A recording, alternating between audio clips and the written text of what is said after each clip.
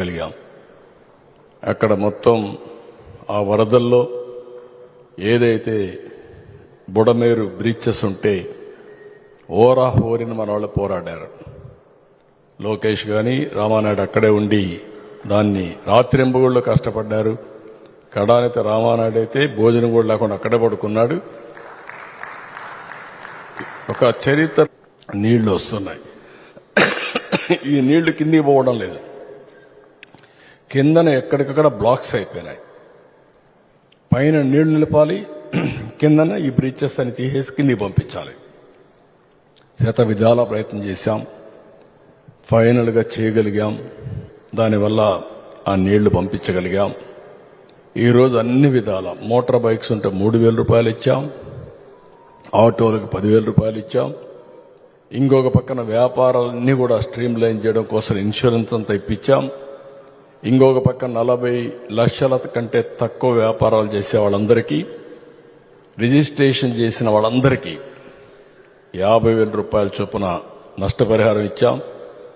40 లక్షల నుంచి 1,50,00,000 వ్యాపారాలు చేసే వాళ్ళందరికీ 1,00,000 రూపాయలు ఇచ్చాం. 1,50,00,000 పైన వ్యాపారాలు చేసే వాళ్ళ టర్న్ ఓవర్ను బట్టి 1,50,000 రూపాయల ఆర్థిక సహాయం చేశాం. 40 సంవత్సరాలుగా నేను చూశాను కానీ ఇంత పెద్ద ప్యాకేజీ ఎప్పుడు ఇవ్వలేదు. కానీ ఆ ప్యాకేజీ ఇచ్చినప్పుడు ఒక తృప్తి. ఏ మాట అయితే ఆ రోజు చెప్పామో మళ్లీ మిమ్మల్ందరినీ నిలబెట్టడం కోసం చేయూతనిస్తాం అని చెప్పి ఆ మాట నిలబెట్టుకున్న ప్రభుత్వం ఎన్డీఏ ప్రభుత్వం అని చెప్పి కూడా నేను మీకు తెలియజేసుకుంటున్నా. ఇది పంటలకు కూడా ఫస్ట్ టైం 25,000 రూపాయలు హెక్టార్కి ఇస్తున్నాం. శ్రీకారం చుడతాం. మిగిలిన మనం చెప్పినట్టు సంక్షేమ కార్యక్రమాలన్నీ కూడా 1 by 1 చేసుకుంటూ, ఇంకో పక్క అభివృద్ధి కార్యక్రమాలను కూడా స్ట్రీమ్ లైన్ చేసి ఘాట్లో పెట్టే పరిస్థితి వస్తుంది. ఇవన్నీ చేస్తాం. ఏదైతే మనం అందరం గుర్తుపెట్టుకోవాల్సింది, మనందరిపైన ఒక పవిత్రమైన బాధ్యత ఉంది. కోట్ల మంది ఆశలు పెట్టుకున్నారు. ప్రతి అడుగు మనం గుర్తుపెట్టుకోవాల్సిన ప్రజల కోసం వేయాల్సిన అవసరం ఉంది. అనునిత్యం పేదవాళ్ళకి ఏ విధంగా మనం ఉపయోగపడతాం మీరు ఆలోచించుకోవాల్సిన అవసరం ఉంది. ఇంత నమ్మకం పెట్టుకున్న 1,50,00,000 వ్యాపారాలు చేసే వాళ్ళందరికీ 1,00,000 రూపాయలు ఇచ్చాం.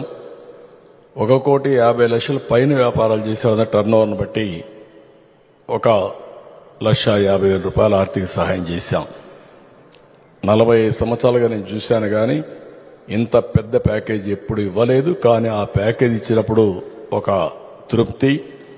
ఏ మాట అయితే ఆ రోజు చెప్పామో మళ్లీ మిమ్మల్ందరినీ నిలబెట్టడం కోసం చేయూతనిస్తాం అని చెప్పి ఆ మాట నిలబెట్టుకున్న ప్రభుత్వం ఎన్డీఏ ప్రభుత్వం అని చెప్పి కూడా నేను మీకు తెలియజేసుకుంటున్నా. ఇది పంటలకు కూడా ఫస్ట్ టైం 25,000 రూపాయలు హెక్టార్కి ఇస్తున్నాం. అన్ని కమర్షియల్ పంటలకంతా పెంచాం బాగా. ఎందుకంటే రైతు కూడా పూర్తిగా చితికిపోయే పరిస్థితికి వచ్చాడు.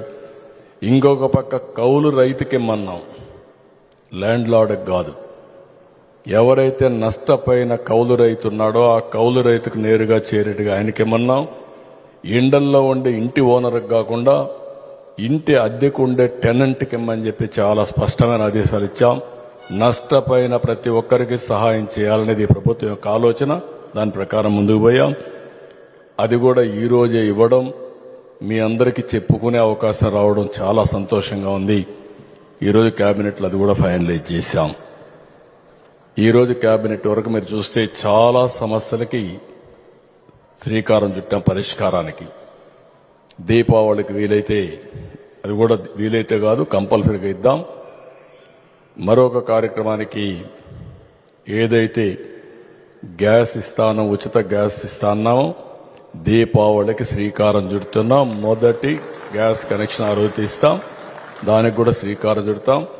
మిగిలిన మనం చెప్పినట్టు సంక్షేమ కార్యక్రమాలన్నీ కూడా 1 by 1 చేసుకుంటూ, ఇంకో పక్క అభివృద్ధి కార్యక్రమాలను కూడా స్ట్రీమ్ లైన్ చేసి ఘాట్లో పెట్టే పరిస్థితి వస్తుంది. ఇవన్నీ చేస్తాం.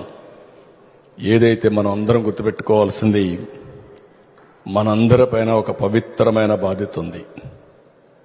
కోట్ల మంది ఆశలు పెట్టుకున్నారు. ప్రతి అడుగు మనం గుర్తుపెట్టుకోవాలని ప్రజల కోసం వేయాల్సిన అవసరం ఉంది. అనునిత్యం పేదవాళ్ళకి ఏ విధంగా మనం ఉపయోగపడతాం మీరు ఆలోచించుకోవాల్సిన అవసరం ఉంది. ఇంత నమ్మకం పెట్టుకున్న తర్వాత తప్పులకు, పొరపాట్లకు, ఎగోలకు, కక్ష సాధింపులకు పోవద్దని మిమ్మల్ని కోరుతున్నాం. ఒకవేళ కక్ష సాధింపు చేయాలంటే నేనే చేయాలా, మొదటి వ్యక్తిని. కానీ నా ఉద్దేశం అది కాదు. కానీ అదే మరి చెప్తున్నా, తప్పులు చేసిన వాడిని మాత్రం వదిలిపెట్టే సమస్య లేదు. చట్ట ప్రకారం ఎవరోని శిక్షించాలో ఆ శిక్ష జరుగుతుంది. కానీ చట్టాన్ని మన చేతల్లో తీసుకోవాలన్న ఆలోచన మనకొద్దు. ఈ విషయం కూడా మిమ్మల్ని అందరినీ కోరుతున్నాం.